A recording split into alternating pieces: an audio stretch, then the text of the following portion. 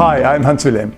In this video, in the Life Explained series, I would like to explore with you the Luciferian doctrine. Now, you may know about Lucifer, but have you heard about the Luciferian doctrine and how it influences our world today? To understand where it came from, we have to go back to the 11th century. All of Europe was in the firm grip of the Catholic Church. At that time, the Church was sending thousands of men as crusaders to recapture the Holy Land, and in particular Jerusalem, which had fallen into Muslim hands. Now, who were these men, these crusaders? They came from all walks of life. The one thing they had in common was their belief in the Catholic teachings. However, when these men traveled to the Middle East, they were suddenly exposed to many different beliefs and spiritual teachings that they had never heard before. These teachings came from Judaic and Islam mysticism. They came from Egypt, from Greece, and even from faraway places like India. For some of these men, they were a truly mind-blowing experience. They also began to hear different interpretations of familiar biblical texts, things they had never heard in their church. One particular passage stood out. It was a story of the snake tempting Eve with the apple. The Catholic Church had taught them that the snake was Lucifer or Satan, who deceived Eve by promising that if she would eat from the forbidden tree, she would become like God. Suddenly these men were introduced to a very different interpretation. They heard that Lucifer was not evil or Satan, but the God who wanted to save and educate mankind.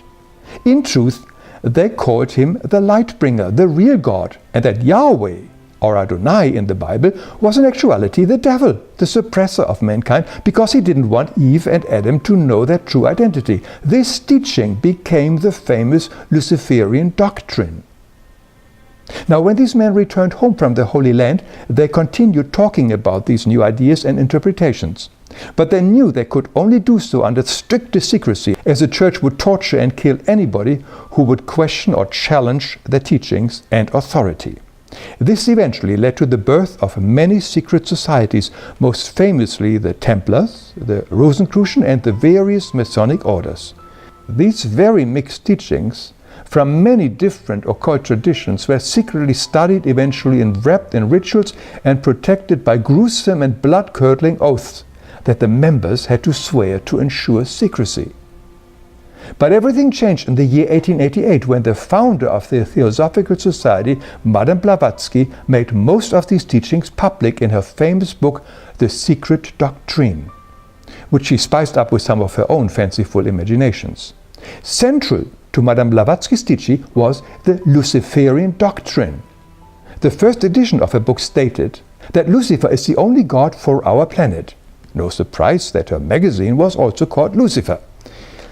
It was a beginning of what we now would call the New Age. Originally, it was promoted as the time when the Lightbringer, Lucifer, would lead mankind to a new era of tolerance and peace. Rudolf Steiner started off as the secretary of the German Theosophical Society. He later founded the Anthroposophy movement. Another famous person was Alice Bailey, who founded the Lucifer Publication Company in 1922. And then there was the well-known science fiction writer H.G. Wells, who also published a book called The New World Order in 1940.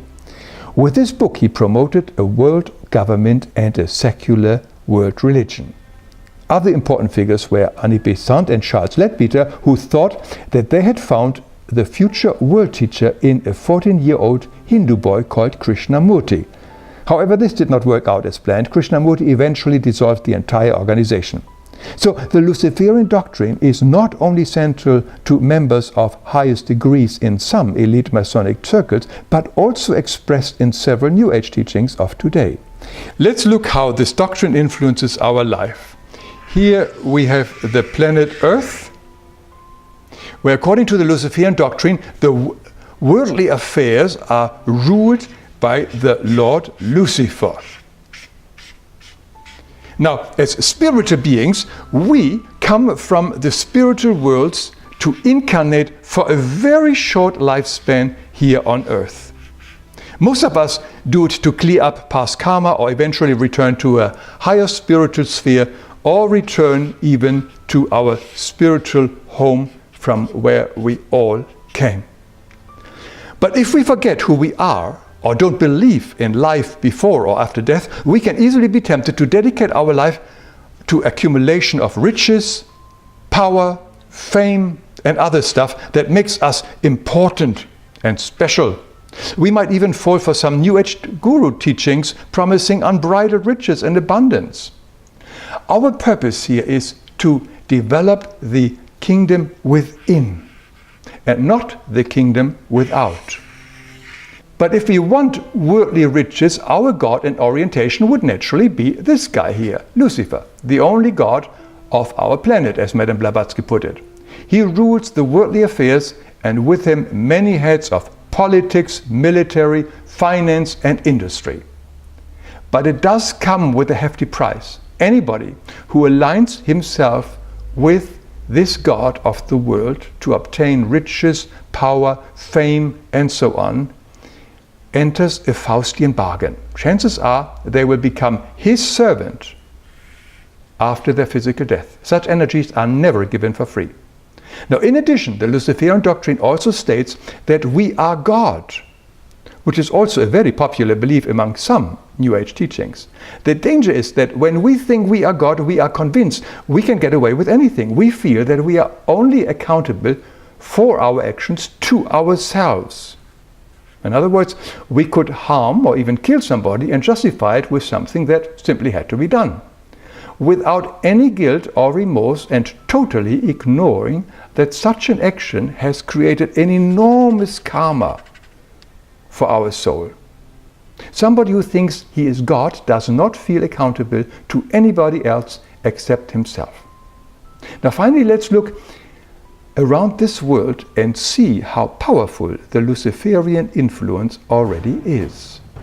We see the evidence everywhere in the wars, the terrorism, exploitation and suffering, greed and so on. It is based on the Freemason principle ordo ab chaos, order from chaos, which justifies any actions to bring the new world order into existence. Many see this as a totalitarian form of world government. The goals of this new world order are not secret. They are outlined in the American Stonehenge for anybody to see. They are the Georgia Guidestones, erected in 1980. It is a huge granite monument in which 10 new guidelines are engraved in 8 different languages. These guidelines are supposed to replace the 10 commandments given to Moses. 2 of the most interesting guidelines say that mankind should be reduced to 500 million people only. That means many must die for the benefit of a few. This will be the result of the order out of chaos. They also say that family planning must be controlled by the authority to keep the number down. It is not my goal to convince anybody about the existence of the Luciferian doctrine. I merely offer, and if it works for you, fine. If it not, it's okay too. Now, the material for this video I have taken from the research and from the books by Armin Risi and Jan van Helsing. But there are a lot of other books on this topic if you want to explore it further. Thank you for your company.